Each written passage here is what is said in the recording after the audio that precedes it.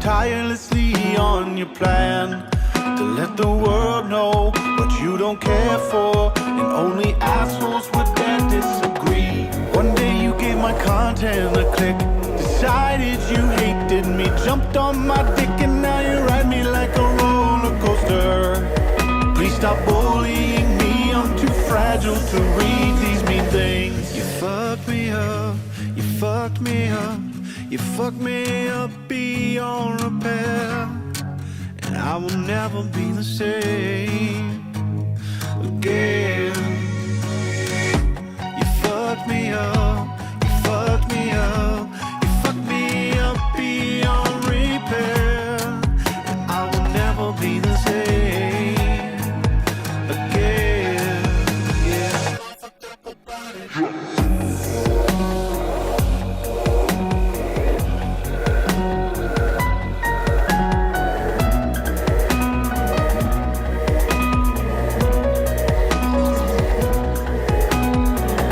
Thanks for pointing out that I gained some weight.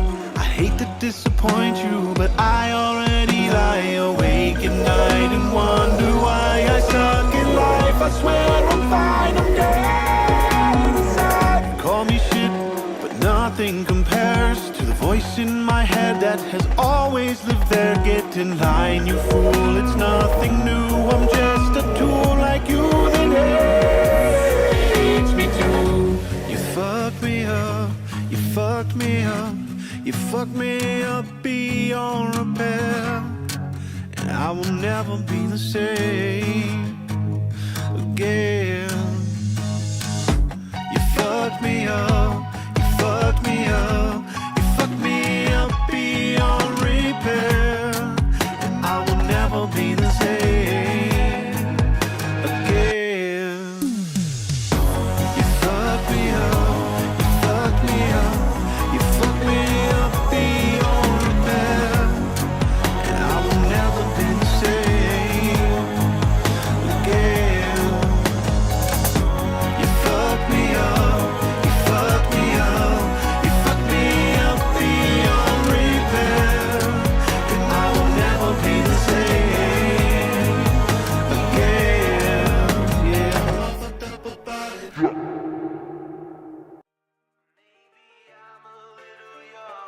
You don't know what I've become. Can't you see it in my face? But even living in disguise, but you can see the killer in my eyes. I've got a look you can't escape.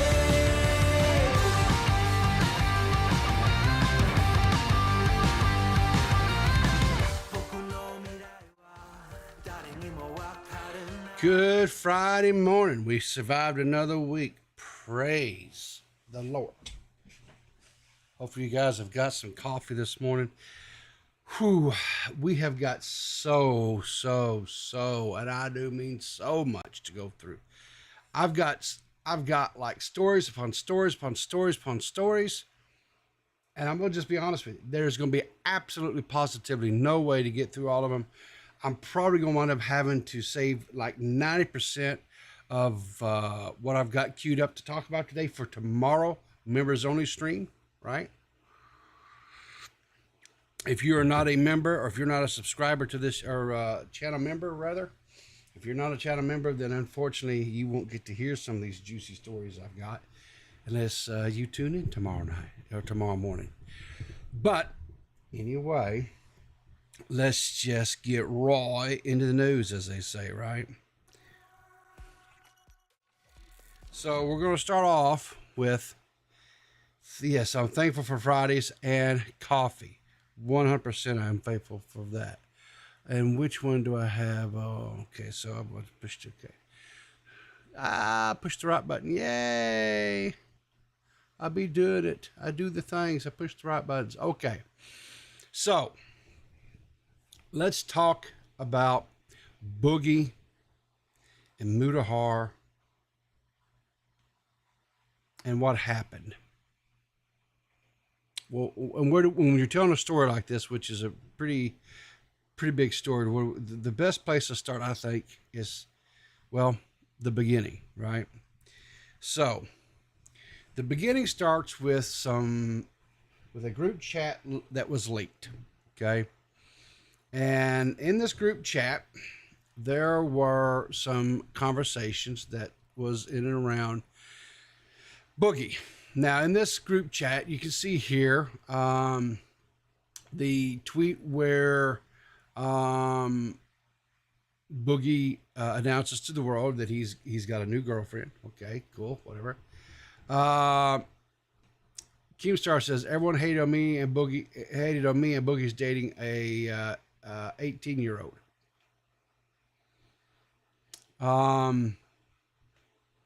I'm just going to I'm just going to remain silent right now. I'm just going to tell the story, and then I'll try to keep my personal opinions to the end. So then Chris and Art, because okay, I'm just going to ask, is that actually his girlfriend? Because I don't believe it for a second. Mutahar says he's paying for it. And Zadi says she looks like a baby. I mean, legal, of course, but damn, lol. Chris coming in with a reply to Muta saying, damn, he has to be. Some more thing. Mutahar says it's just another chick who's got her own issues right now. Trauma bonding. I'm assuming this is referring to the tweets that Boogie had put out talking about how they had met and they bonded over their similar traumas. And I guess they found comfort in each other because they both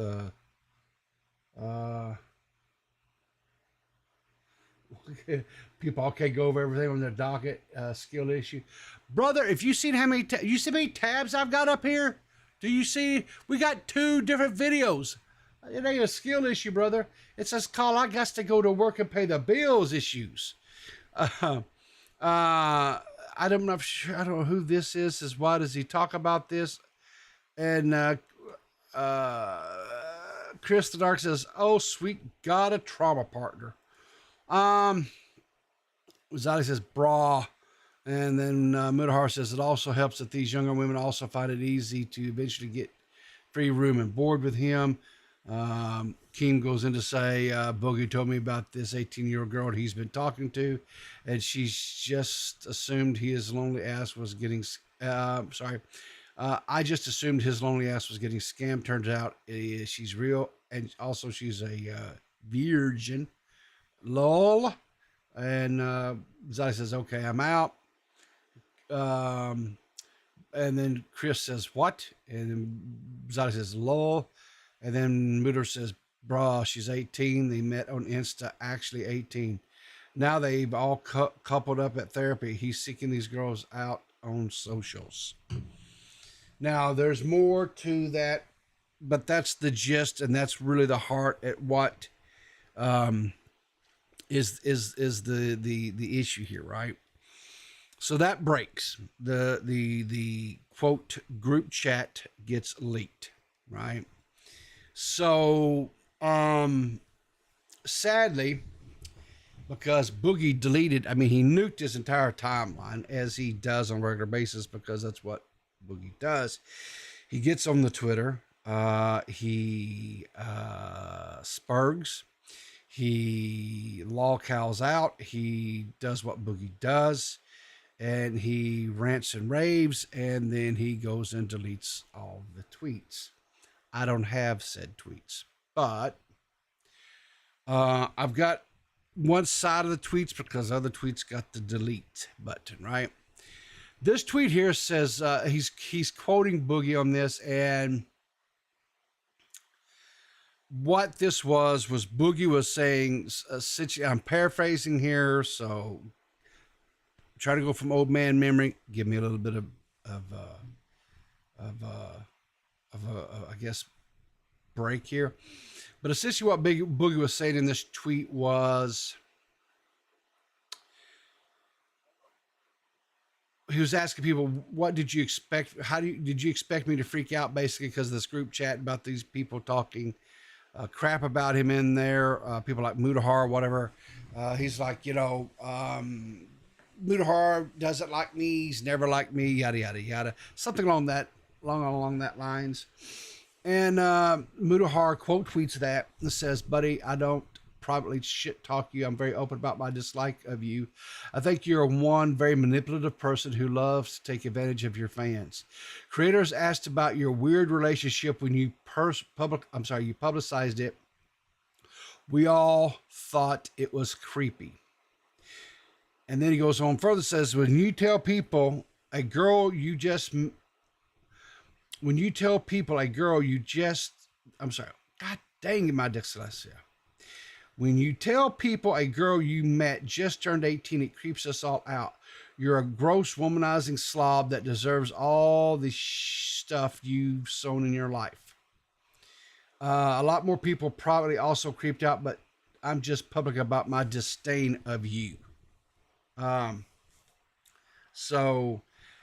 the whole 18-year-old thing comes from a conversation that Keemstar said he had at Boogie's house when he was there. Remember he filmed like a little documentary type teaser thing for the big boxing match that he was having with Wings of Redemption, right? He was there. He alleges, Keem, that is, alleges that while they were there at Boogie's house, that's when Boogie told him and Brantley, who was with him, that this girl that he had started talking to or whatever at that time was 18. Now, Boogie denies this. Okay. So that whole thing right there is a he said, she said thing. So we'll never know really the truth about that one way or the other. And here's the thing too, right? Let's just get down to the brass tacks of it all, right? What if she was 18? Does that matter? Legally, no. She's 18 years old. She's an adult.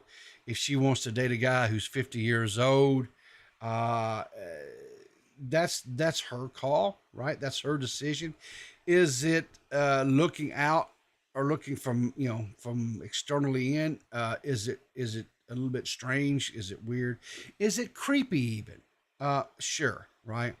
When you tack on to top of that they both have had traumatic experiences in their childhood and stuff, right? The difference is Boogie has had about 30 more years to have dealt with his trauma. Hers is still pretty goddamn fresh because she's like 20 years old, right? I guess, right? So hers is really fresh. I mean, the wound is, if this is something she dealt in her teen years, we're talking about, okay, I don't know how long or what all was going on. Ain't none of my business. But even if, let's say, she dealt through her, like her mid-teens, like 15, 16 years old, we're talking about just basically 4 to 5 years, of past where the traumatic stuff occurred. Right? So like I'm saying, Boogie's had 30 some odd years to deal with it. She's had 5. I mean, so yeah, there's some major red flags. But again, guess what? She's an adult, right? He's an adult. Well, they're both adults in the eyes of the law, okay? If you want to get into the whole, are they actually mentally adults? That's a whole nother conversation y'all gonna have. I ain't having that. So as far as legal things, it's purely above board. I as a man who just turned 55, I wouldn't even know how to talk to a 20-year-old girl. And I can't believe that a man who's almost 50,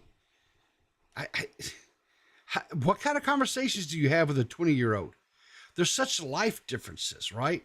But anyway, let's continue on with the story. So anyway, Mutahar and Boogie have some words. They have some more words where Boogie was, again, he deleted stuff. I don't remember what I don't even know if I don't think I knew this was going on at the time, honestly. And I'm sure if I really wanted to go out there and dig into some of the like Reddit forums or something, I'm sure I probably could have had these. But I don't know if it necessarily matters. Basically, the longer the shorter, the longer, whatever you want to call it. Boogie and Mutahar had a public disagreement. They had a Twitter spat, if you will, or whatever, right? The takeaway is Mutahar is not a fan of Boogie, nor has he ever been a fan of Boogie's, right? And that's fine. You ain't got to like everybody. Boogie is, oh Lord, Boogie's locked his account. Boogie has went private. Wow. Okay. And I'm gonna probably show you why here in just a minute. Anyway, so Boogie and him went back and forth, yada yada yada. This was all back on November the 2nd. Okay, this was all on November the 2nd. See these dates here, guys? November the 2nd. November 2nd. Then on November the 6th, Mutahar tweets this out. I remember seeing this. I was like, well, that's kind of cryptic. What the hell is he talking about? It says, please don't message my wife if you're having issues with me. That's really sad and pathetic. And as a grown man, you should know better. If I don't respond back, it's because I don't want to. Don't involve my family into nonsense. He goes on further and follows that up with a second tweet. Says, this is a YouTuber doing this, by the way, not some deranged random. Now,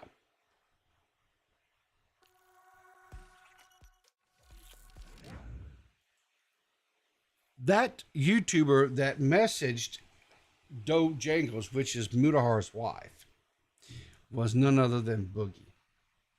Now, so yesterday,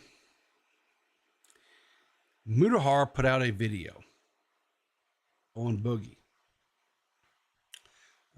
You go to his channel right now, you can watch it. I watched it. And it says Boogie2988 is completely pathetic.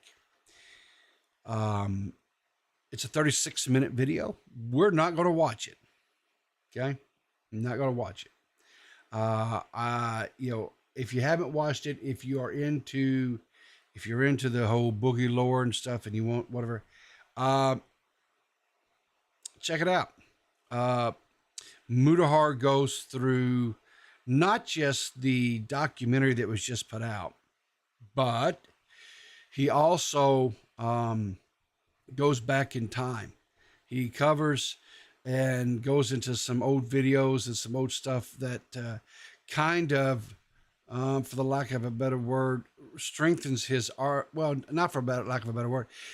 He goes back in and he gets into some, what do you call it?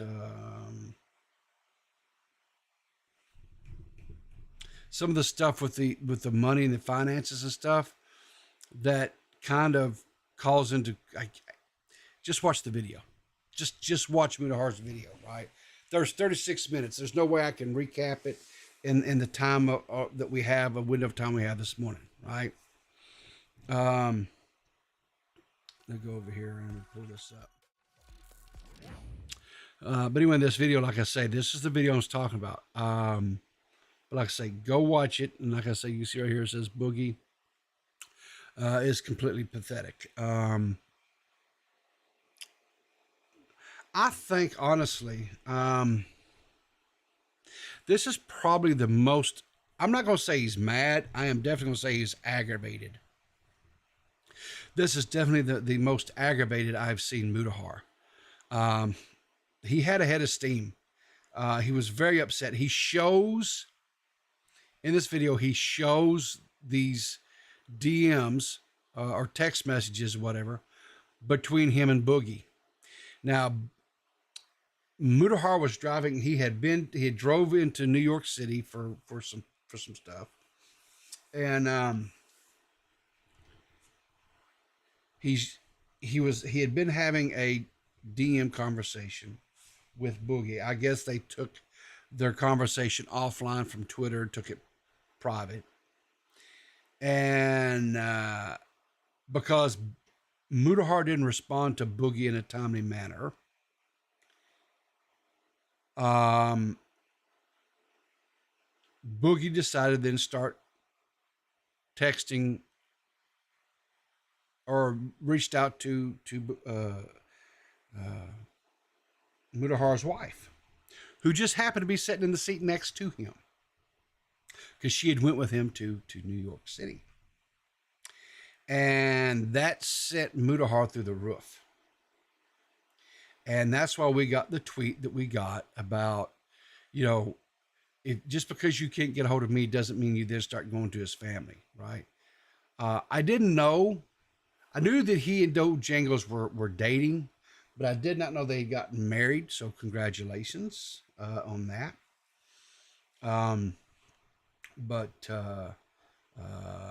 Anyway, yeah.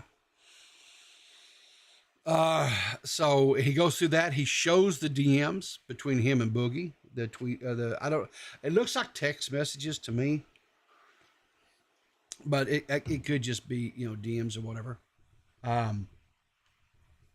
But this video is very scathing. He doesn't hold anything back. And then this happened.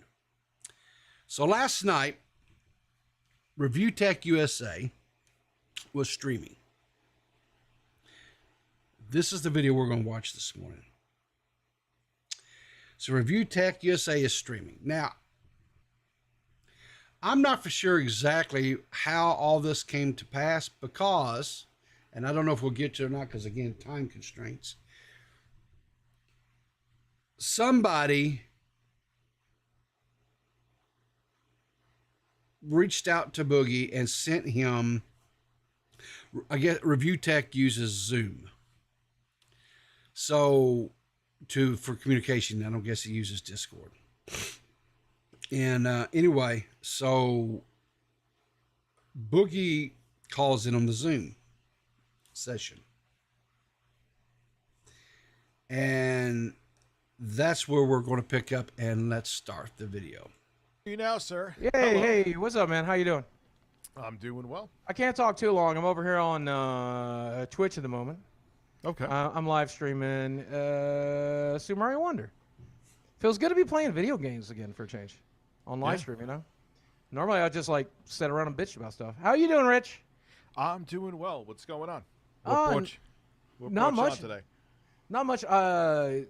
Somebody asked me, said that you wanted me on here, so I thought I'd come say hi. Yeah. Did you watch the doc? What'd you think? It's interesting. What was your incentive for putting something out so damning about yourself? There's a lot of different answers to that. I think I didn't get paid anything, though I did get paid $2,000 to travel up to Cleveland to take some photos and stuff to promote the thing. But I didn't get paid to do it. So Boogie is again stating, he doesn't get any money from this, right? He's not getting any money from the documentary. He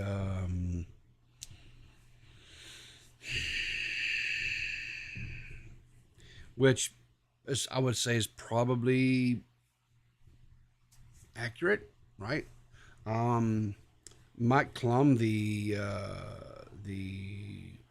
biography, whatever, I don't know what the word is, the person that made the biography, the film, the director or whatever, he created the YouTube channel, just created it and basically it's a brand new channel, zero whatever. So the Boogie video wasn't even monetized, right? This documentary wasn't even monetized. He couldn't even make any money off of this video because, you know, he had the subscribers to be monetized, but of course he had no other content on there, so he didn't have like the 4,000 watch hours to even get monetized. I'm more than certain that he has that in, you know, and then some, right? So I'm sure he's going through the process now of getting monetized, but, you know, but so this guy, Mike, laid out some money, right? Cause I know he traveled, to Arkansas several times, right, to film Boogie. He, you know, like I said, he, you know, Boogie states here, he paid him $2,000 to travel to Ohio to, I guess, you know, to record some stuff, take some pictures and headshots or whatever, for the documentary. And then we know that he at least paid for one of his late night drive-throughs to, through Taco Bell, right? Cause he didn't have the $15 or whatever it was to pay for the meal that night. So, you know, there's that. But anyway, let's continue on. Anything. My thought process on it was everyone has like this mystique about me. They think that I'm like this guy or that guy or whatever. I don't mind admitting what I've actually done. I don't mind admitting that I lost a shitload of money on crypto. I don't mind admitting that I spent a lot of money traveling the coast to coast and spend money on girls. I don't mind admitting that stuff about me. I'm very open about that, and I'm comfortable with it. It's the stuff that people think is bullshit about me, right? Like, oh, he's abusive to women, and he did this, and he did that. I didn't do any of that shit, you know? So I thought, you know, let's make this thing. Let's make it a piece of art. Let's make YouTube history. And then there's a quote from Game of Thrones, right? Never forget let me ask you a question. 2018 definitely wasn't your peak year, and you almost made, before taxes, obviously, $500,000. You've had bigger years than that. Where the hell? No, that was my peak. What are you? Are you insane? Okay, so this is a point of contention, right? That a lot of people with Boogie, right? So in the documentary, the claim is put forth in this video, in the documentary rather, that in like 2018, Boogie made like $500,000. That wasn't just ad revenue. That was also deals that he had with sponsors. He had a lot of sponsor deals, right? And anyway, he goes on in this conversation, because I'm going to try to speed up a little bit here, and I want to get to where Mutahar calls in. He says how there was a letter writing, or there was a campaign that took place that people contacted all of his sponsors. His sponsors all dropped him, yada yada yada. So let me see if I can get to where Mutahar's in. Let's see, is that too far? There, I'm not lying about it. That from its intent. You only take the loss when you sell it, and Didn't you say you're like? but it's the best I've really been in. And I'm at peace with my. It's a good. Hey, because that's where Some video games and stuff. And I gave Boogie a link. oh, I didn't ask for the link. Somebody said you wanted me to come in here, so I thought I would. Oh, we both had. Oh, we both got mind fucked then. Did you have Mike Klum on? You really should. He's a really fun guy to talk to. I did have Mike Lema. Yeah, yes. Yeah. So anyway, that's what they're talking about. They don't know how Boogie got the link. They don't know because Rich is saying that someone told him that Boogie wanted to come on. Boogie says that no, someone told him that. I don't know. Someone played middleman and got this all started. I was about to say you do your show. Man, just Well, hey, listen, we've had real like you're in shell shock, which I understand. I respect that. Watching this thing has been emotional for me. It's been emotional for everybody. It's emotional for Mike, who made the fucking thing. So I get it. I respect it. I understand. But when you're feeling less emotional about it and you want to just hang out and have some fun, let's do that. and yes, let's do it. And now, All right. So 202. Well, I'm at 204.36. I don't think that's. Now, everybody leave Rich's stream and go follow me on Twitch right now and watch me play Mario. I need the money way worse than Rich does. I'm too stoned to think of anything witty. Oh shit, are you stoned right now? Oh, I'm high as hell. What do you? You got to be careful where I'm at right now. I'm on medical marijuana, and wait, it's just night and day. I can't keep. Yeah, I mean, if Muda wants to. Is Muda around? Hi, Muda. Yeah, believe me, I just want to let it be. What's to do, man? Oh. I mean, at the end of the day, I said this on the Locale podcast. You'll have to wait to hear it there, but I said all my grievances with Muda. I have no grievances, and apparently Muda said his grievances on a YouTube video tonight, and I guess hopefully we're in a good place after that. But I mean, as good as a place can be when a guy openly fucking hates you, you know? That guy openly fucking hates me, which, honestly, I don't entirely blame him, you know? But you want to hear my point of view of it, you got to listen to the Locale podcasts. What? You say that, though, it sounds like you're disingenuous when you say that, to be honest with you. Oh, what do you mean? Like, you're angry that he had this video out about you. I can hear it. No, not at all. I knew it was coming. He even gave me a warning that it was coming. Pretty obvious. So I'm gonna just say that tone that Boogie's using here, say, "Oh well, I'm not mad or anything." Guys, I'm gonna tell you something. When I had my conversation with him, because I'd put out a video on Boogie because of the whole shirt debacle mess that was. He had the same tone. It's like, how to put this? It's almost like it's like he's, what is the word I'm looking for here?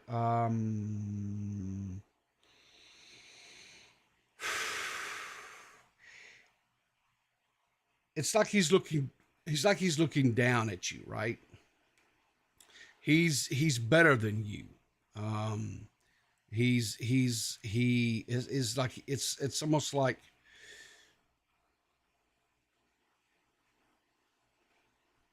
he's above you, right? I definitely believe that Boogie is one of these people who is a respecter of sub counts, right? You know how there's people out there that condescending. Yes, thank you, median. Condescending. Yes, he's condescending. He's very condescending. That's the kind of the, like I said, this is the same way that when he talks about like this video that Mutahar made on him, or even the videos like in the past, like Tom Dirk made, or Turkey Tom made on him, right? On these different ones, he talks,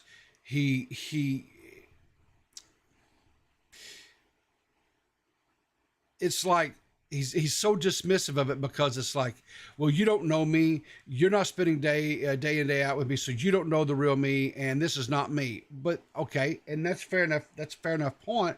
We don't know you. We don't spend day in day. All we know is the persona that you put forth, the things that you put in your video, how you say the duplicity, right? The hypocrisy and stuff, right? And anyway, so here's short. I think just short after this. I received 0 contributions. And we obviously put a 12 documentary out there for people to react to. $15. Me and Micah said, if you want to... Now, this is one thing when I was watching this last night, that I kind of got a little bit, was, Rich, you really should have, dude. I understand he was, as he said, he was under medical. He was a little bit high, and so maybe whatever. But man, these especially when you do the text to speech like he does, it really took away from it. But anyway. React to it, watch the entire thing. Watch it on your live streams, watch it on your YouTube videos, watch it, whatever you want to do. He is not gay, not ever. He is what happens when Alex Jones becomes a conspiracy theorist and he's on hellish rooms. I admit it. Okay, so I don't know if you guys can see. Okay, you guys can see the chat, but on Rich's chat it says, so Mutahar is in the chat. He goes, I never gave a warning. We have each other blocked. So now Mutahar has entered the chat. So that's and like I said, this stream is still up over on Rich's stream, so you can go there and watch it. But yeah, Stories for days. We have Mutahar is here. He said, Buddha, can I send you a link? I am failing worse than Leafy did right now when he was trying to be a moderator, because I'm stoned as hell. And all right, I'll get you the invite. I am not equipped right now to handle this. I am just being honest. This is a fucking shit show. I'm here for it.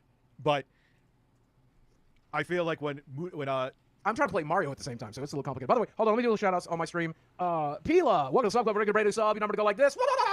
Hey, Porky, Bus Cheeks, welcome to Sub Club.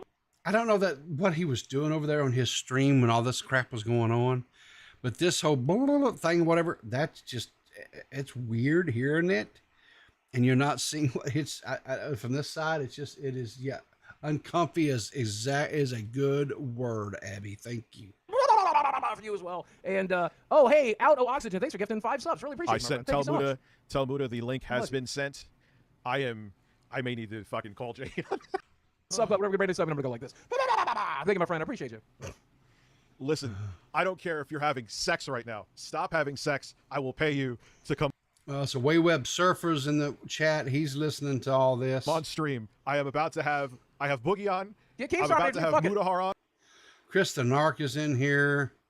Who else is in here that I recognize? Who's listening to this stuff? Okay, I'm not. I know Keemstar's yelling at me saying that I'm milking Boogie. Everybody.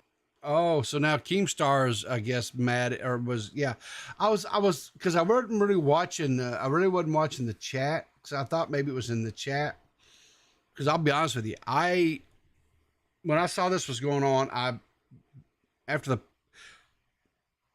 Clear as Mud stream last night, I went over, brought my OBS, backed it up, found where Boogie started calling it, and I started screen capping it because I didn't know if Rich was going to leave this up or not. I didn't know, what was, so I wanted to make sure to have this morning, so I started screen capping it.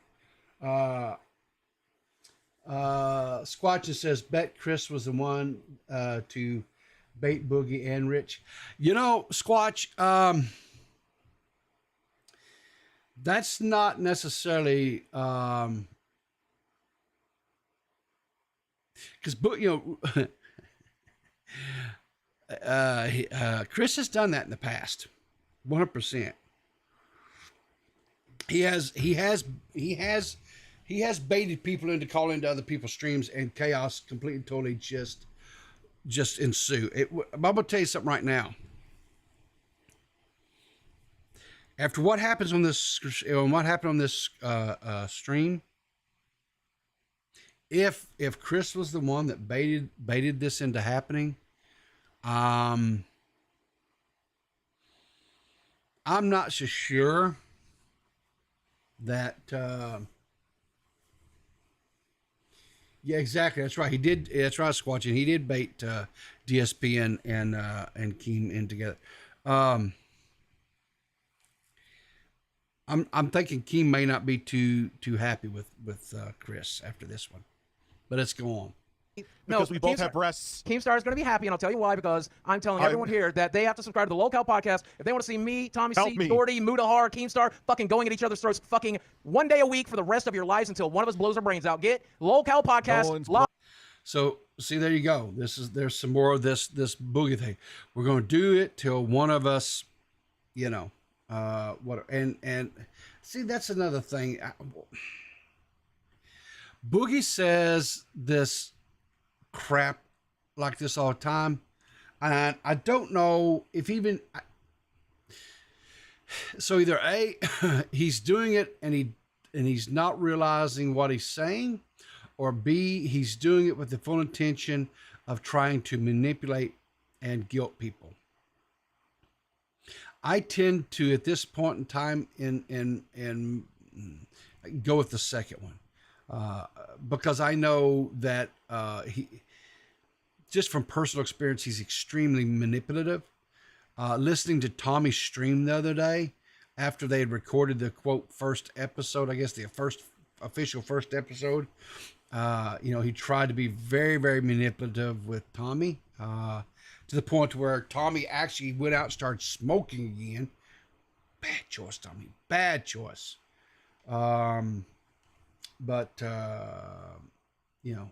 Anyway, oh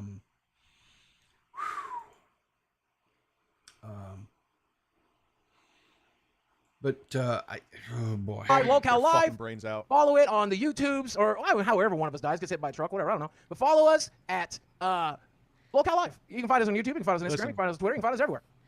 Oh, makes money. Listen, so yeah, I'm trying to see. Yeah, Zoom has been weird tonight. I sent Muta the link.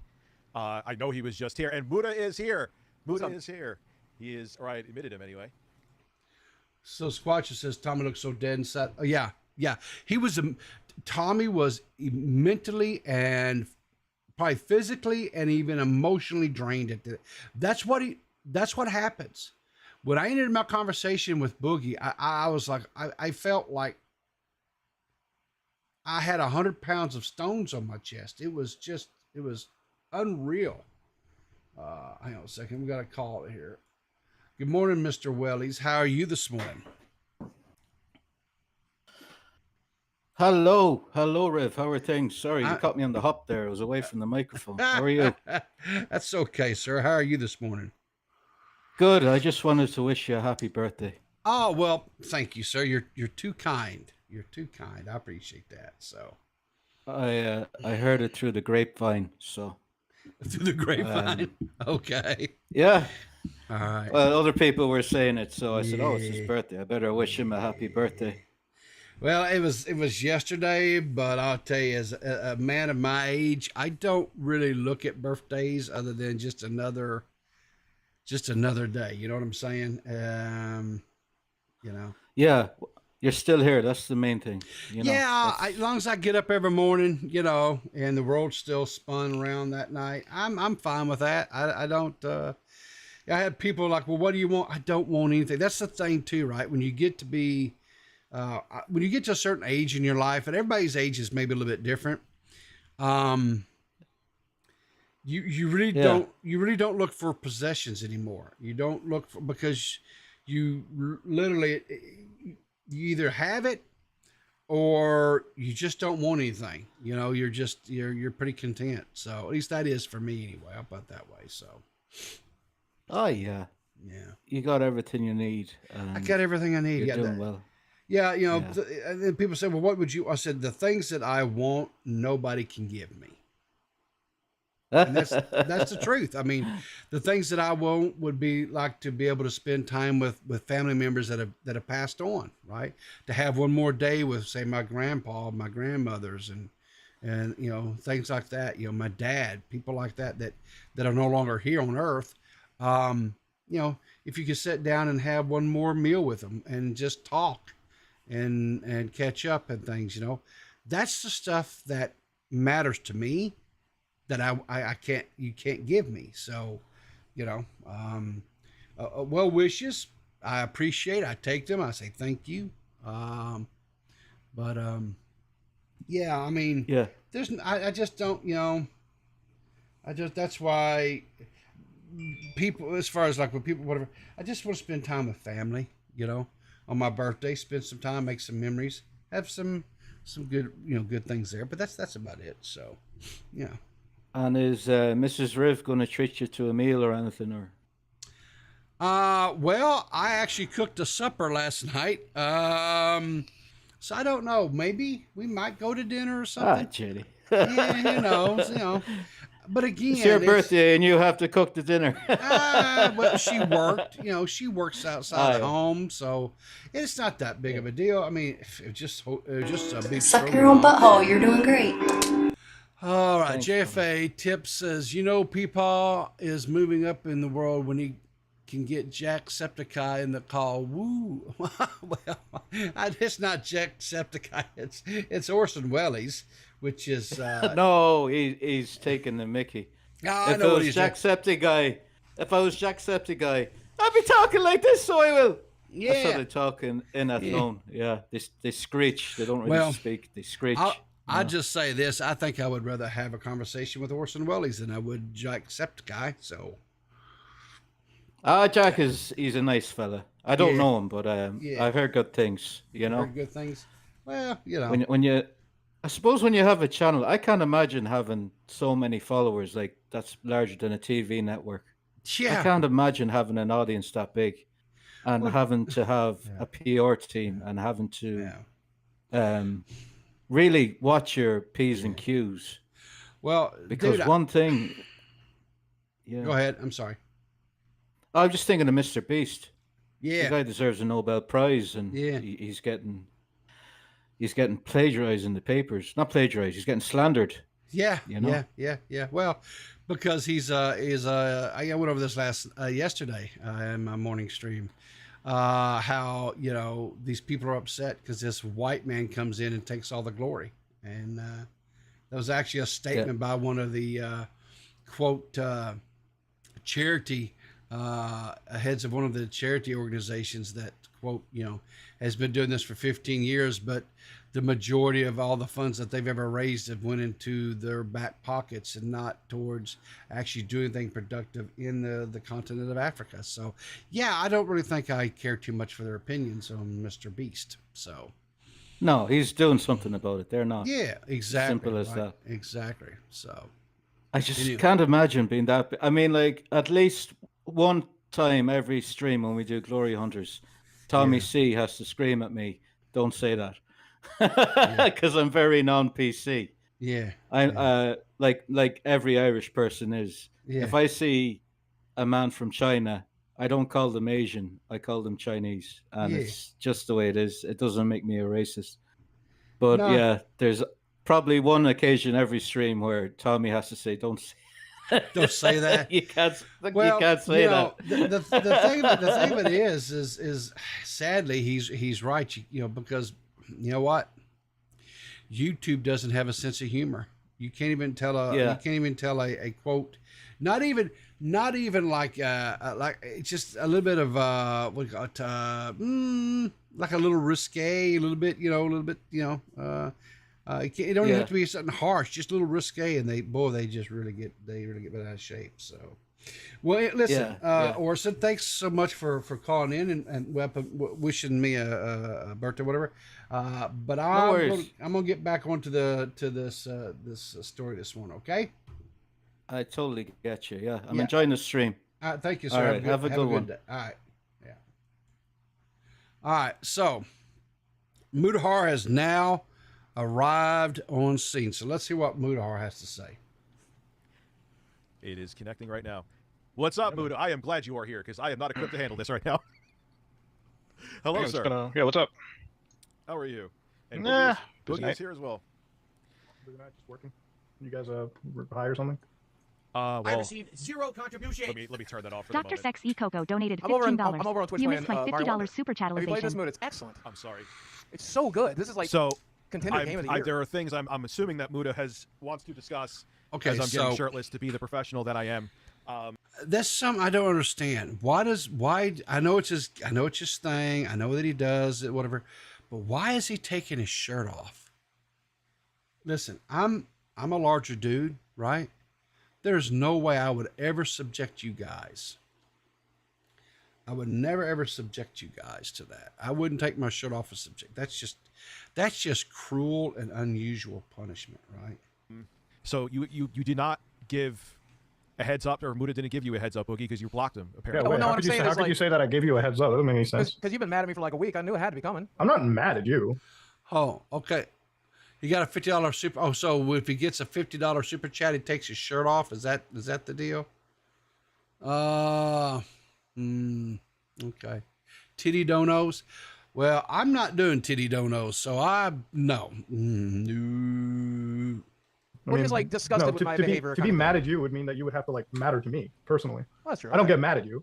I That's can't. all right. I don't have the time. It's just like I think you're a compulsive liar. Is sort of the. I respect that. I understand that. I've definitely been an unreliable witness. How can you say you respect that? Like this is the thing that I don't get. Like you respect that somebody believes you're a compulsive liar. That's a very You can't respectful. That's a very That's not respectful thing to respectful. have. That's not respectful. Like you should be learning to better yourself instead of Well, just I saying, am, "Oh, but that's respectful." What are you doing? What I'm to saying is I yourself? have lied in the past. I'm doing my best to not lie. That's But pretty you simple. literally okay, so you've lied in the past. What have you done very recently? Because like in the last few months, you literally like blatantly lied. Like that whole boxing fight thing. It's funny because catching you in a lie is the easiest thing. What is in the the lie world. about the boxing fight thing? You said that you had $1,500 in boxing, like to pay for boxing. Oh no, lessons. Mike Klum said on my live stream he fudged those numbers. He didn't get those numbers from me. He'll openly tell you. And so hold on. You openly watched said this those. documentary before it came out in its entirety, and we're okay with that then? I didn't pay attention to the numbers like most of the text. So this was probably one of the when Mutahar starts onto this line of questioning, this was probably the most damning. Not only did he, so what you guys will find out is this: is all these numbers that was thrown up on the during the documentary for that financial stuff, right? It was not accurate information, right? So this whole statement of, I went and lived with Boogie, or I had access to Boogie, or unvetted access for 9 months. I had access to his bank statements, all this, that, whatever else. No. So Boogie, Mutahar's questioning about these numbers, right?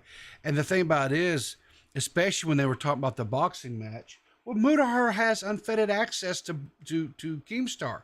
He knows what the numbers were, right?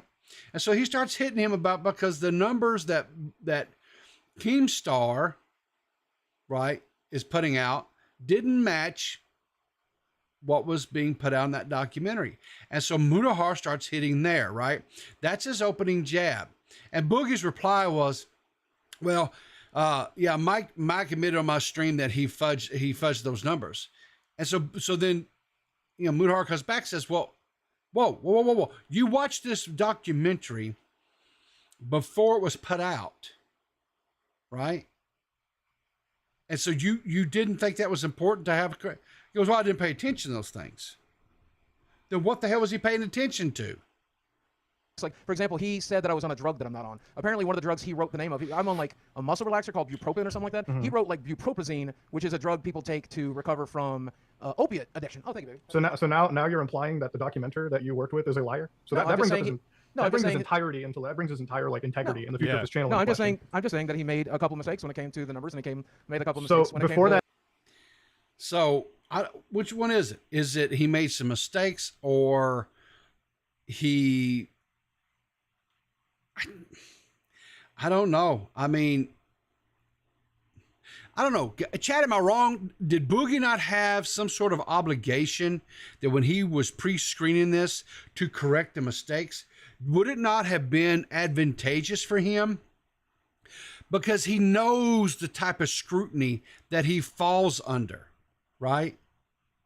He knows this. He has stated multiple times that how people are so anal about everything that he does, everything that he says, right? If he knows this, right, or at least he pretends that he knows this, I'll put it that way, then why would you not, with a fine-tooth comb, scrub that documentary and then go back to the guy and say, hey, these numbers aren't correct. Hey, that medication there is not correct. Hey, this over here is not accurate, right?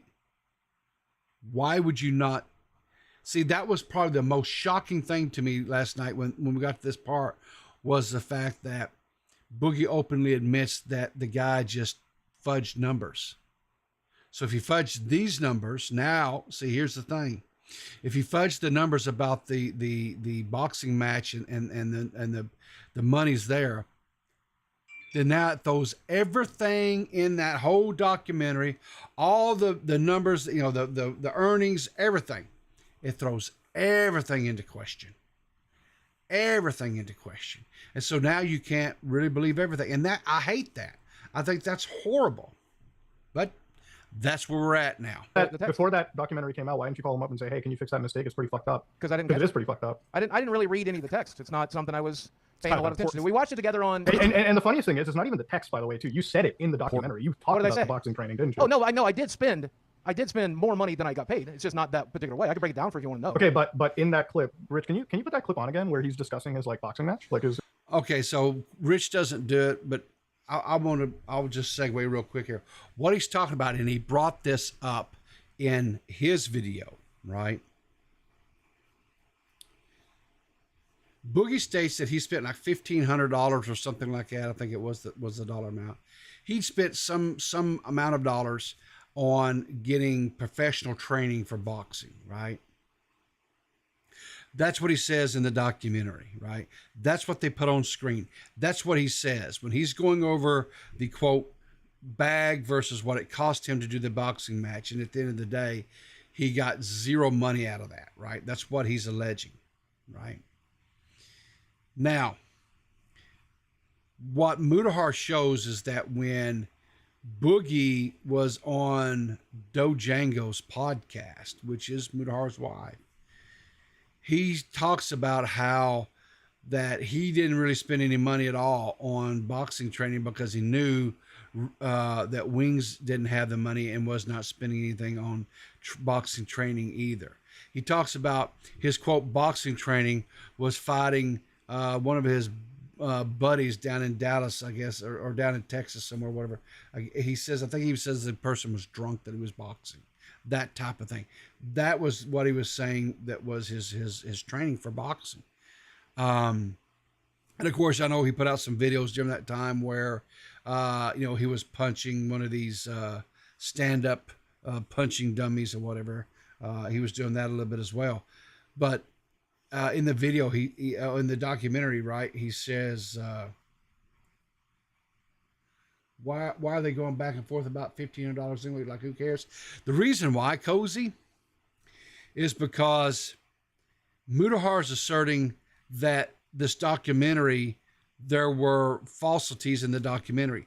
Boogie admits that there were falsities in this, and that the director, whatever, fudged the numbers. Well, if he fudged the numbers in this one particular section, then more than likely the numbers and what can really be, because the whole thing was the documentary was supposed to be this raw look at Boogie, and if these things are not real, if these numbers were not truthful,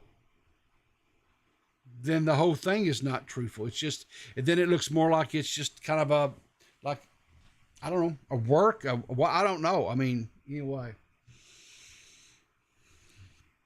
The documentary made Boogie look bad, so why does Muta care? Because the reason why got all this triggered out was because he and Boogie got into a disagreement on Twitter. I guess it then went, if you go back, I tell you what, Cozy, if you weren't here at the beginning of the stream, go back and watch it, because I go through why all this became and got to this point, rather than me go and retell it again. So is the $10,000 and like all the expenses he got? We're all here, so we might as well just watch it together. Yeah. Where do you know the point it's in your video? Also, do you still have 30-something thousand in crypto right now? No, I did at the beginning of the year. I've got about, well, crypto's up right now, so I'm up to about 9. But about last week I had about 6.7. I don't understand why you don't cash that out.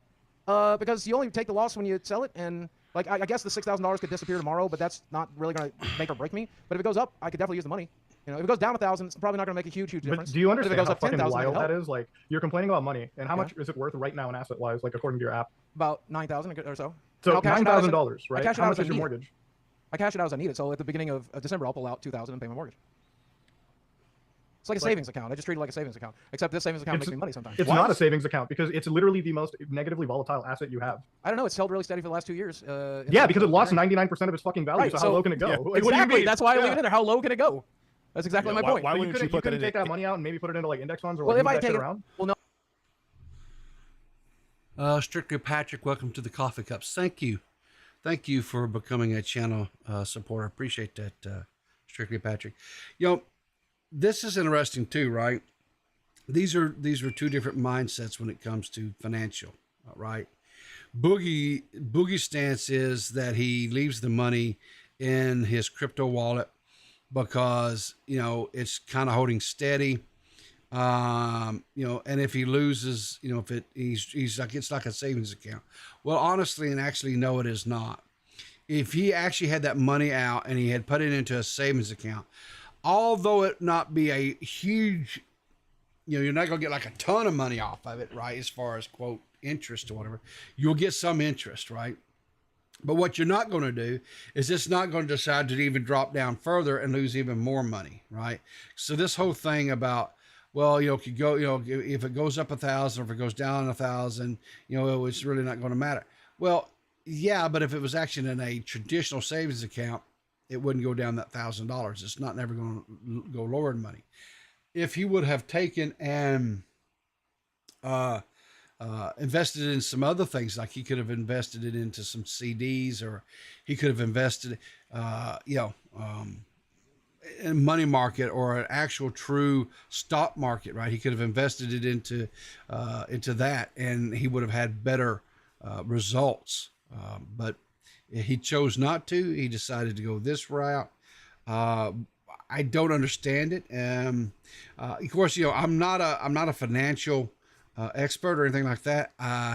But crypto is not. It is just not. Especially if you're a person that's struggling to pay your bills. If you're struggling, crypto would not be where I. It's just like, and I'm probably going to upset some people on this too, right? It's like people who are struggling financially, and yet every week they go and they buy their scratchers or they buy their lotto tickets and stuff because because if I hit this, then it's going to solve all my problems.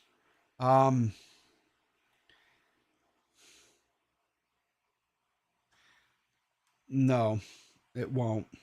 It won't solve all your problems at all.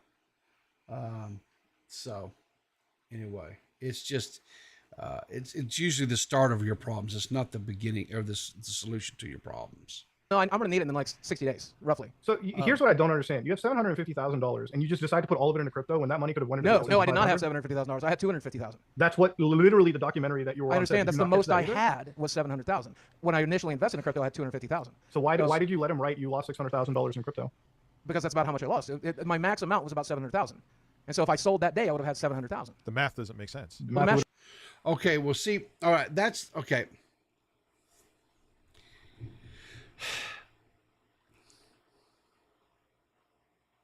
So what Boogie is saying here is that $750,000 that they flash up on the screen in the documentary was how much his initial investment had grown to when he put it into crypto. It had grown to $750,000.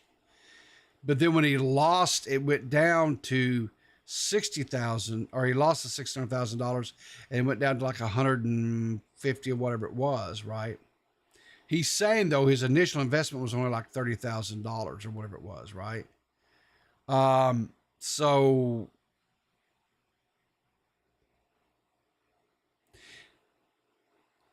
that's just a really weird way of explaining, because the way the documentary puts it is that he invested $750,000, right? $750,000 in the crypto, and it lost $600,000, right? That's really a weird way they presented it. And I understand what Boogie's saying, right? I understand what Boogie's saying, but the way that they portrayed it in the documentary is a little bit, I don't know, a little bit weird to me. So anyway, it really doesn't make sense. Well, let me walk you through it. Okay. Now let's imagine you have $250,000. Okay, which is what I had. Now you invest it. Okay. Now it goes up to $800,000. Okay. Now if you sold it, then how much money would we have? $800,000, right? But I didn't. I sold it when it was considerably less than that. So you're telling me you put $250,000 in, you made like $750,000. That was your peak, right? Like the asset that was valued. Yep. So why the fuck wouldn't you cash it out then? Or you just like greedy? Was it literally like a gamble? Like it literally sounds like you were playing fucking roulette. I mean, it was kind of like gambling, honestly, but I went to bed one night. I was investing in a small shit coin called, it was either Uni or, I don't know, Michael Green could tell you the other one, but one of them was Uni, one of them was, I don't know. But I went to bed and it lost 60% value overnight. I woke up the next morning and I sold what I had, but that didn't really matter because I lost. I went from about 700,000 back down to about 200,000. I mean, this is just, I don't even like really, like, first off, the math is incredibly weird. I feel like what's weird about that? We'd probably like 250,000 doubles, and then and adds another 60%. It goes from 250,000 to 700,000. And then I went to bed, and the asset lost 80%, 90%. You know what a market crash is, I'm sure. And so the market crashed, and you know how your stocks are worth a certain amount at one point, and they're worth different than another. So I woke up the next day. Yeah, I know how the stock market works. You're in the crypto market. This is a completely degenerate operation, but yes. Well, I understand. You know, so after you got, so hold on, you put in 250,000, you got up to 750. How much did it drop to? About 200,000, 250,000 over. And you didn't fucking decide maybe I should cash out then? No, you let it go all the way down to 30 after that. Well, I did cash out then. So but you cashed out $200,000? Yeah, what do you think I've lived off of since 2000? Whoa.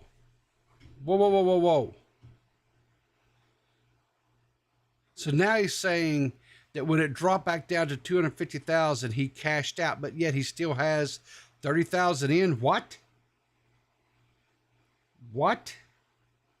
That's not making sense to me. That's not making sense at all. And he's saying that, so he had the 250,000. He said he pulled it out, but yet he still has 30,000 in. So it sounds like to me maybe he pulled out $220,000. And he says that's what he's been living off the last 2 years. So you're telling me that even after all those financial woes, that you're still spending like $100,000 a year? What?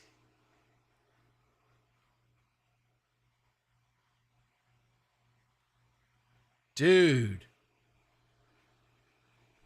I'm sorry, guys. I know a lot of times when I start doing the math and I math the math and whatever, I know you guys start zoning out because math, you guys don't like when I do the math. And guys, this is just not adding up. This is not adding. See, this is the thing, right? When Boogie can sit down and make a video, right? When he sits down in front of his camera and he turns everything on, and he records a video and he edits it, he puts out a polished product, if you will, right? But when you get him on a stream like what's happening here, and people start pushing back a little bit and they start poking holes into some of the things, that then he starts telling off on himself. This is what I'm talking about, right? This is the disingenuousness of Boogie, right? Because he sat there talking about how, and I find it hard to believe that he pulled out $250,000 out of the crypto market, like he, quote, saved his initial investment of like $250,000, which is what he just said, right? His mortgage is only $100, and I think when the documentary, his mortgage was like $168,000, right?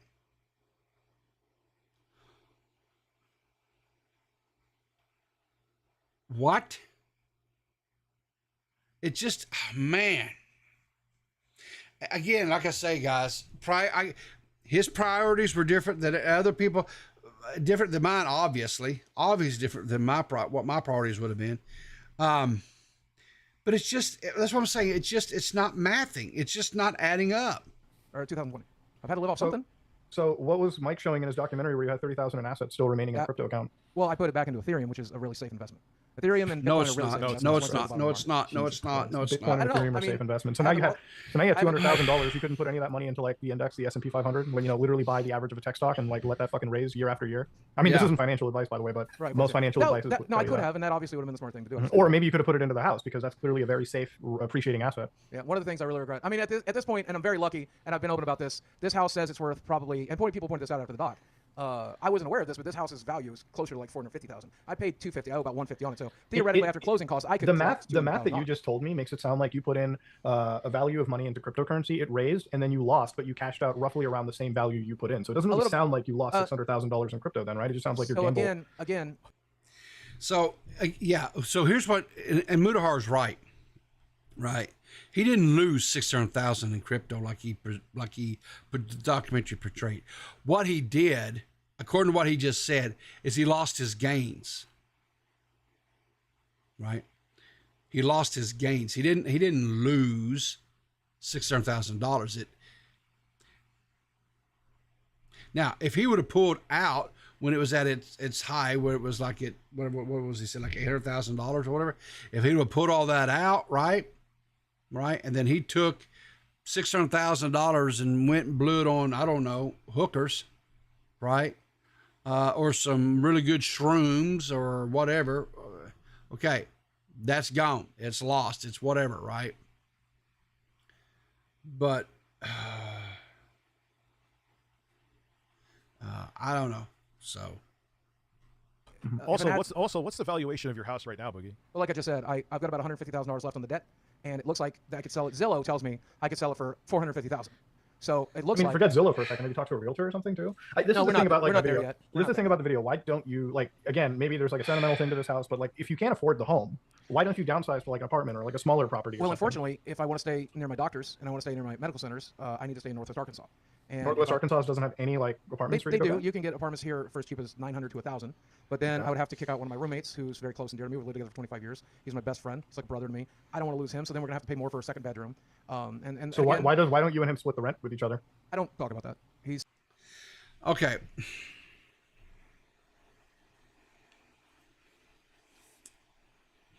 So he says that you could find, okay, so he's not wrong on the rent, right?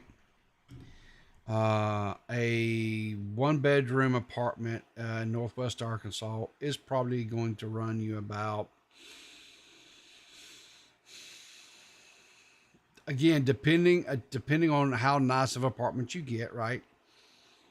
You can get one for probably, like I said, like $1,000. That's probably a reasonable amount, right? But he could move outside of Fayetteville, right? The Fayetteville area, which is where he lives, is in the Fayetteville area. If he was to go into like one of the suburbs and kind of get out away from Fayetteville or whatever. Now, yes, that means that he would have to drive a little bit further to get to his doctors or what have you, that type of thing, right? But he could get into where it would be a lower price point for like a rental house or condominiums or what have you, right?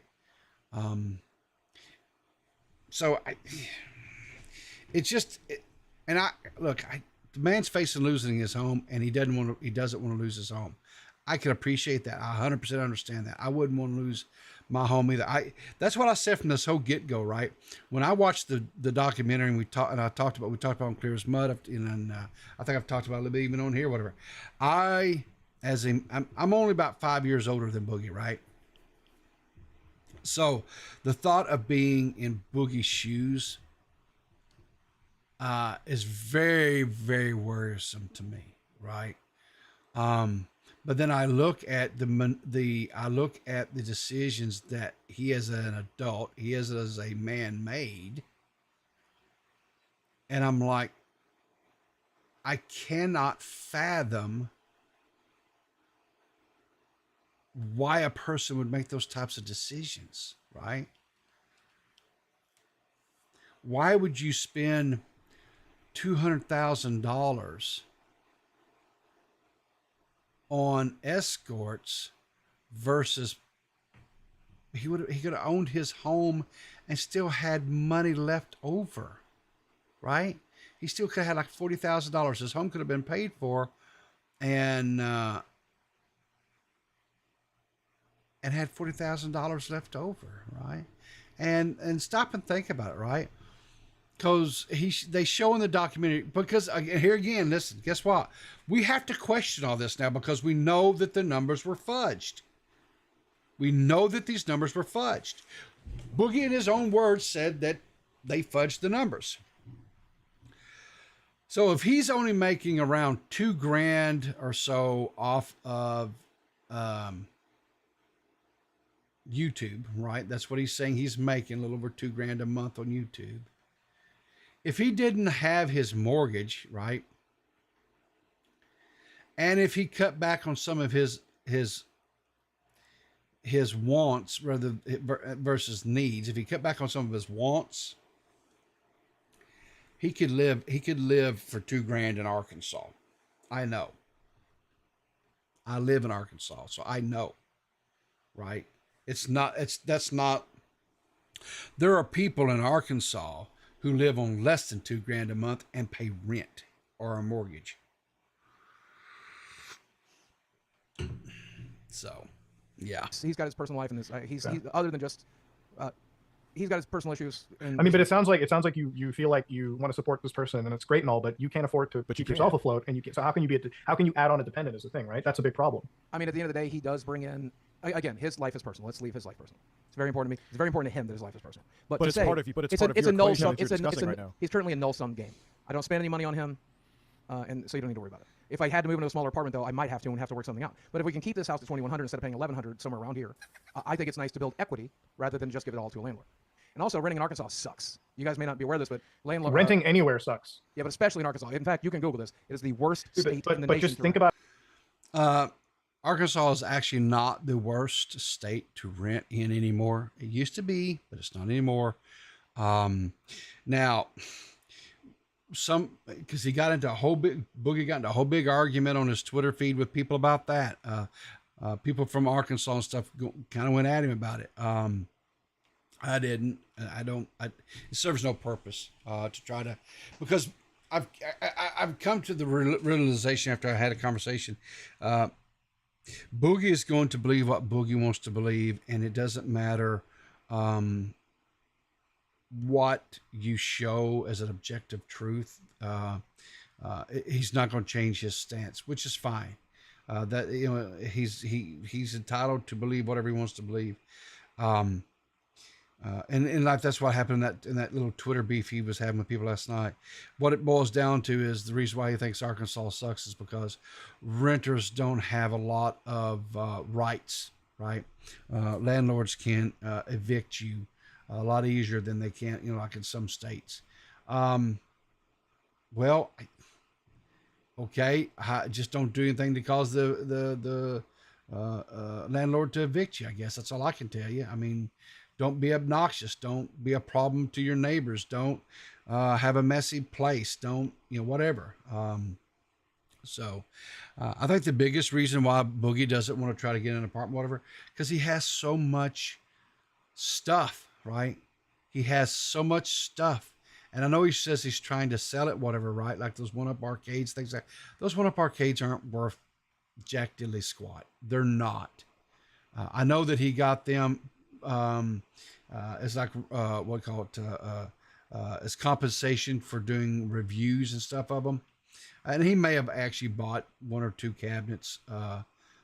That's possible. I don't remember all the ins and outs of that from back in the day, but I do know that he was sent several of them to do reviews by one up, right? So it's all profit, right? But still, those cabinets brand new, $400 or $500, whatever. A super fan might come in and buy one or two or whatever, but I just don't think he's going to get any money out of them. I'll be honest with you. But like I said, a lot of the stuff that he has is it's collectible stuff. And you see this in the video where he goes to try to sell off some of his magic cards, some of his what he thought was his most valuable magic cards. And they were going for like half retail. They were going for like half of what they thought they were worth. And of course the guy can't give him that, right? He has to give him under what retail is so that he can make some money off of the deal too, right? I just don't think, I think Boogie has maybe a little bit of an inflated estimates on what his stuff is worth. I'll put it that way. At it like this, okay? You how much is your current like home mortgage? $2,200? $2,100? Okay, so $2,100 versus like $900. That is fucking slashing your that is slashing your housing costs by at least 50%. And if and when the time comes, that's obviously something I'll do. But I'd rather but here's the thing, live stream more. I'd rather try to make more YouTube videos. If you don't do it now, then you don't really have an option. You don't have that leeway in the future. That's the thing, right? Like, this is like somebody who has $200,000 in the bank and no income, and they want to be adamant in living in their mansion in Los Angeles. Yeah, you can do that for like 4 or 5 months, but when that time comes to downsize, your options to downsize are incredibly difficult because you have no fucking liquid assets to deal with. So you may not know a lot about this, but the audience may not know about it. But I've learned about it a lot. I've had this loan for a long time, and so when you have a loan, you're building equity, and it's a 15-year loan. So a huge chunk of what I'm putting into the mortgage is mine to keep. And so, but here's the problem with that. Okay. So he says he bought the house. It was like, what was it, $200,000 home or something like that, right? And he says now that it's Zillow is saying it's worth like $400,000, like double what he paid for it about 10 years ago. And he goes into all this. He talks about how there's like a housing boom. There is a little housing boom going on here in Arkansas right now. In like up in Northwest Arkansas, there are people kind of coming into certain parts of the state. The housing market is up a little bit right now. I don't know if he could get $400,000 for his home or not. Because just because they say that's what it's worth, that doesn't always mean that's what you're going to get, right? I wish him luck if he does have to sell his home. I hope he can get all he can get out of it. I don't. And the thing about it is, like I said again, if he took his equity out of his home, paid off what was left of his, and if he had a, 30, 40, 50, whatever, $60,000 equity that he was able to pull out once everything was all said and done there, right? And the deal was closed on the house. He could probably turn around and get him a smaller home, like a 2-bedroom or 3-bedroom, 2-bath home up there. He probably could get it relatively cheap, I would think. I haven't looked at what's on the market up there. But again, like I said, if he moved kind of out away from Fayetteville proper and kind of got out a little bit, there's no doubt in my mind that he could live cheaper if he wanted to. I just don't think he wants to. Once you sit down and do the math, it's way less of a savings than you're thinking. So if I can keep this house and keep building equity, it's my money to keep. Okay, but how much is your house's value raising year after year, though? You live in Arkansas. It's not Los Angeles. It went from 275 when I bought it in 2015 to 450 now. Northwest Arkansas is popping off. We have the home of Walmart, we have the home of Tyson, we have the home of JB Hunt, 3 of the largest companies in the world. There's 2,000 small businesses that want to deal business with Walmart that have to keep an office open in Northwest Arkansas. Tyson just moved 6, I think, I don't remember the number. I'm not going to quote it because I don't want to be wrong, but it's like several hundreds of jobs to Northwest Arkansas, which caused a huge spike. And a huge chunk of my money goes directly into equity because this loan is so matured at this point. So at the end of the day, I would rather keep the home as best I could, take care of the people that I can take care of, keep building equity. And I honestly think it puts me in a tightrope situation where it makes me stream more. But see, that's the thing too, right? He says, take care of the people that he wants to take care of. It's like in the video, or, in the documentary, it talks about how he has his buddies, his friends over like once a week, and they play their board games or tabletop games, stuff like that, right? And he talks about how he spends, like, what was it? Like $150 or something, I guess, every time they get along. What I took away was he was spending like $150 a weekend just in food to feed all these guys when they come over to his house to play the tabletop games and stuff, right? I'm like, you're spending $150 just in groceries. Well, it's not groceries because they're not cooking stuff. They're ordering in pizza and tacos and chicken wings and whatever. So you're dropping $150 a weekend. Dude, that's like $600 a month. My grocery bills aren't even that bad for an entire month. And you're just doing it for one evening. Jeez. Anyway, I don't know, but I've kind of been letting you do your thing, or whatever. But I think I'm just kind of over you. So goodbye there, Cozy. Have a good one.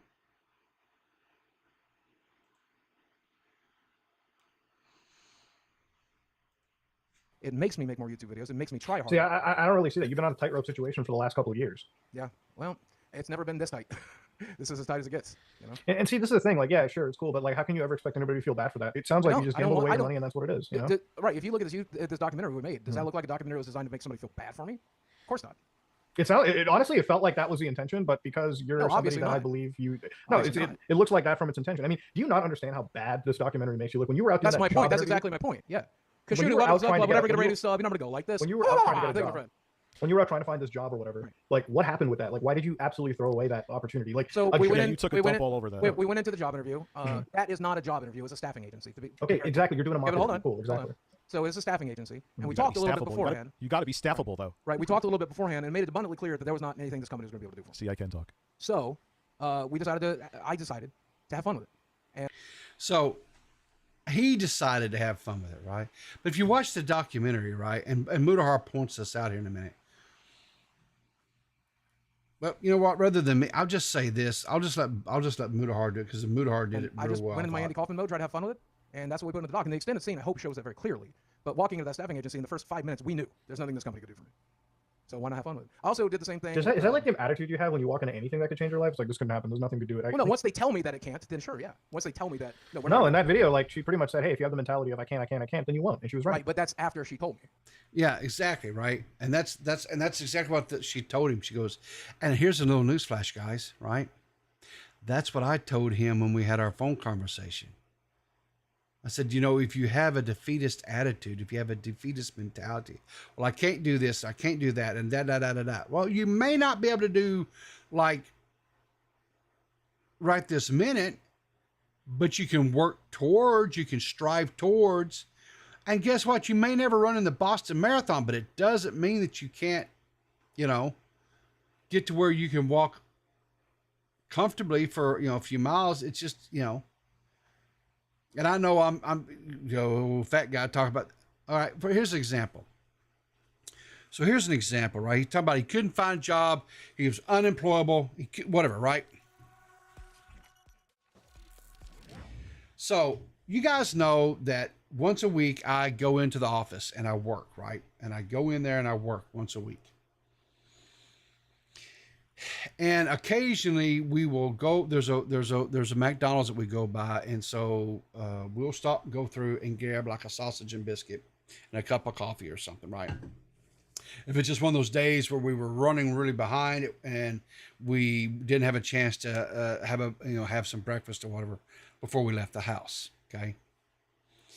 So we'll stop at this McDonald's, like I said, to grab a sausage biscuit and a cup of coffee, whatever, for our breakfast that morning. There's always this guy that's there, right? And this McDonald's has 2 drive-through lanes, right? It has the 2, and you know, you go through the 2 and you can order, then they merge back together. You guys know what I'm talking about, right? And this guy that's in there, now he is a very large man, to say he is obese, right? But this dude is, like I said, he's in there working. Now they have a chair that he's able to sit in, because I'm sure he can't stand for long periods of times, because I'm sure he has some sort of ADA issues and stuff, right?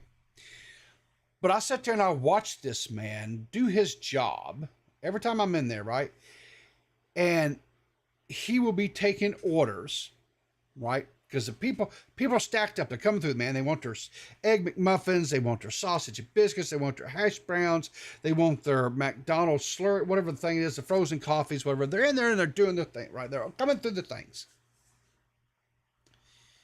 And this man is sitting there and he's taking these orders, and with one hand, he's tapping on the screen to do the orders for, and he's telling people back, whatever.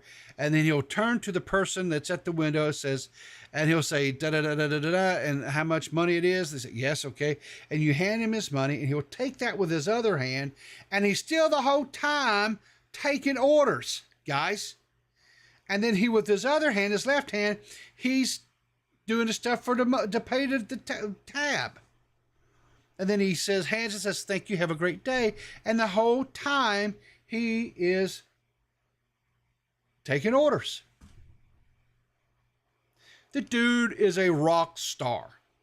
The dude is an absolute rock star. I don't know his name, but he is a rock star. He just sits there, just both hands going. He's actually able to carry on conversation with the person at the window. He's taking the orders. He's repeating the orders back. The guy is just phenomenal. He is a rock star. Now, like I said, he's a beast man. He's a big man. And McDonald's is accompanying his, being a big guy. They have a chair for him to sit in, whatever, right? So if this guy can go out there and do that, and he can make money, right? I'm sure to provide for him and maybe a family. I don't know what the man's situation is. The bottom line is this guy who is overweight, has some limitations and whatever, he's still working. He's still doing his thing, right? So when Boogie goes into that interview, or goes to the staffing agency, and he's meeting with this headhunter, basically, and she tells him, when you come in here and you say, I can't, I'm disabled, you have to recognize that, because I'm disabled, I'm depressed, I'm a felon, it was Andy Kaufman stick, joking, whatever. I'm telling you right now, that's the same thing that I heard when I had my conversation with Boogie. It was a lot of I can'ts, and there was no I can. And I'm a firm believer, right? I understand people have challenges in their lives, right? They have physical challenges. They have mental challenges, right? But if you can somehow, and I understand that some people it's a harder struggle than others, but if in somehow, some way you can every day get up and say, today I can do something. Today I can do this, right? If you have a positive mental attitude, and listen, I understand that some days you can't do that, right? Some days you just say, there's just some days you can't, I can, right? And those are bad days. And occasionally having one of those days is okay. You know, take care of yourself. Maybe those are the days that you curl up with a good book, or you turn on a favorite movie or TV show or whatever. And those are the days that you just kind of take care of yourself, right? And that's all you can do that day. But you're still doing, you're still, I can, but that's all you can do that day, right? And that's all right. But what you want to try to do and what you want to limit is that to be every day. And you don't want to get into a routine or habit where that's all you can do every day, rather than to push yourself, right? I've pushed with the help of a strong wife, I've pushed myself through all my life to grow professionally, to be a better man, and to be a better father, and to be a better husband, right? Look, we're out of time. We're not gonna be able to watch the rest of the Boogie and Mutahar interaction it's over on RTU streams. Definitely go check it out. Definitely go watch the rest of it. It gets really contentious and really heated at the end of it. And but I'll just say that while I am still, I guess, kind of a fan of Boogie's, and I want Boogie to succeed. Contrary to belief, I'm not a person that wants people's ruination, or have for people to have horrible lives. I want Boogie to succeed. I want Boogie to be happy. I'm just not optimistic that that's going to happen, because I don't think Boogie has a I can attitude, because all he says is I can't. I can't do this. I can't do that. So anyway, like I said, I do wish Boogie the best. I think that I don't know. Mutahar definitely had an axe to grind. I think Boogie reaching out to his wife like that when he would not respond to him really set him on edge. I don't know if I'm a little bit sympathetic with Mutahar on that, because, and I know I've seen people out there making the argument, well, she's a public figure. Yeah, you're right. She's a public figure. But does that mean if you can't get to her husband, that automatically that makes her a person that can be sought after to try to get to her husband? If the husband didn't want to talk to you, take it for that and let it go, right? I just think that's some more of the manipulative nature that's within Boogie. He wants everything the way he wants it when he wants it. So anyway, I am interested. Boogie keeps saying, I guess, and Tommy hinted to it as well. Something, I guess, happens in this first episode. I don't know when that's coming out. I hope it's sooner than later. We've been promised this now for how long? I don't know. It seems like a while. Anyway, listen, guys, I'm going to get out of here. I hope you guys enjoyed the stream this morning. Like I say, go check out the Mutahar's video, then watch the Rotex stream. If you want more of a thing in order as far as context wise. I have a lot of stuff. I didn't even get through half of the stories. I will continue the rest of them tomorrow. I will see you at 8:30 Eastern Standard Time tomorrow morning. It will be members only. If you're not a channel supporter, sadly, you won't get to hear the stories that I have. Anyway, I wish Boogie and his girlfriend all the best. I wish Mutahar and his wife all the best. I hope that the Law Call podcast is very successful. I know that it would be very beneficial to Wings, Boogie, and Tommy. I hope that it makes them all a mint. I really do. I hope that it, takes them, gets them.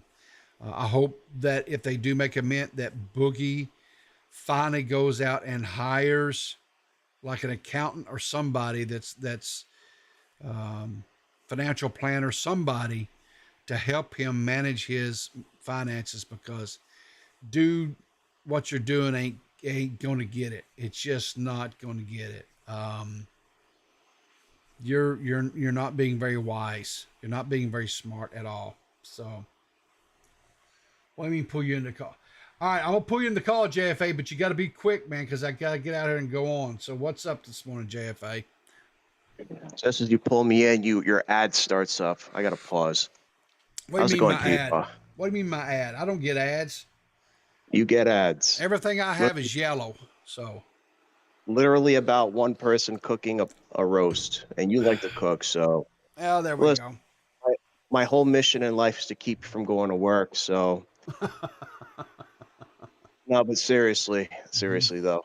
Yeah. I had family members like Boogie. No, they weren't like 6 foot plus, super overweight. They thrive on garnering sympathy, and because we're such a big family. Yeah. It's easy to get away with that shit. I'll tell you, it's a cousin of mine.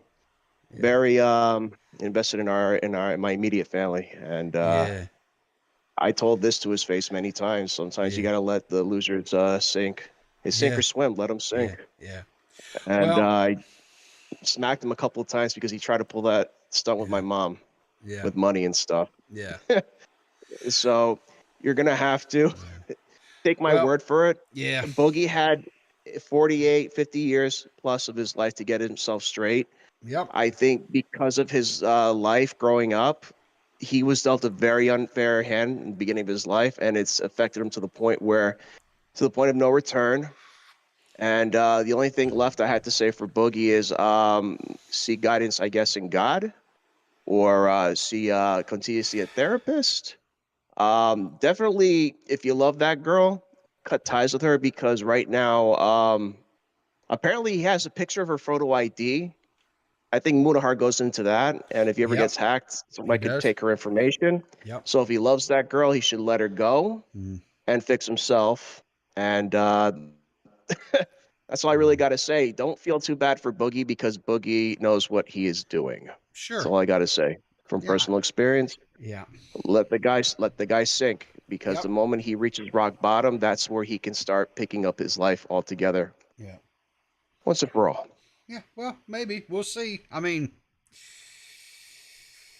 but I know what you mean about having family members that are just deadbeats, drags on your family, and just, Well, it's not even that he's a deadbeat. He's capable of working. He does work. The funny thing is he just loves to pull a con on people. And like I said, I smacked him across the face in front of my mom and said, don't give him money. Yeah. He's messing with you. Yeah. He's trying to, even if he is immediate felony, he will take your money. Sure. Which is my money too. He's actually stealing from me. There you go. He's taking your inheritance. What the hell, right? So. Yeah, you still owe me one, Peepaw. How do I owe you one? How do I owe you one? There's an 85% chance you're my dad. Legit. I got the white hair to prove it. I'm gonna tell you something, right? Anytime you want to do a DNA testing, we can do a DNA testing, right? But when Maury comes up there and says, you are not the father, I don't want to hear. I don't want to hear nothing. You understand? Can I at least be invited to the barbecues? I'll have to think about that. I have to think about that. Something tells me you be the type of guy that come up and pee on the charcoals before we even put the burgers on. No, I swear that's my cousin. That's not me. Okay. Okay. It's one of the other JFAs. All right. Listen, I got to get out here and get to work, man. I'll catch you later. Thanks for your support and thanks for calling in. All right. Take care, people. Have fun at work. All right. Later, bud. Okay. So on that note, I'm out of here, guys. Have a great day. Keep your powder dry. I'll see you in the funny papers. And if you can't be good, hell, be good at it.